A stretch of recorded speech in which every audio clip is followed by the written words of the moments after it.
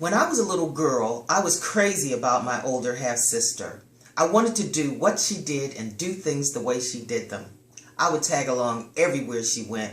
Plus, my mother made her. If she wanted to go, I went with. On Saturdays, we'd go to the library and stop at the malt shop. I loved going there. It was designed to look just like the ones you'd see in the movies. I'd have a soft pretzel and a root beer in a frosted mug. The pretzels were 2 for a nickel. The root beers were 5 cents each. To get to the library, we'd walk through West Park. There was a lake, a ballpark, and a war memorial. Kids would climb all over the memorial. It had a cannon. It was rusty with little holes, which the kids would use to climb up the cannon, climb in and slide through and come out the bottom. We were on our way home from the library and running late, but we stopped to play. This was 1958 and not a friendly time for blacks. We were never in the park after dark. It was dangerous. So we didn't play long. I climbed up and onto the cannon and started to slide down. I got through the middle and my foot broke through one of the rusted holes. My whole leg went through and I couldn't get it out. My sister tried and tried, but the metal was cutting in my thigh. It was getting late.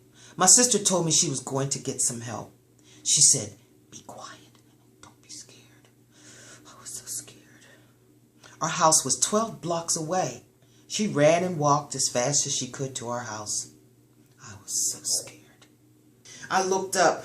It was getting dark. I'd never been out at night by myself. I could hear people walking by. Some teens were hanging out in front of the cannon. They were cursing real bad and smoking cigarettes and saying mean things. One of them said, "I hate black niggers.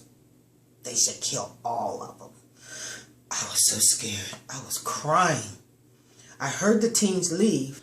I couldn't tell how long I'd been in the cannon, but it felt like a long time. It was dark now and I was hungry and I wanted my mother. I started crying real hard.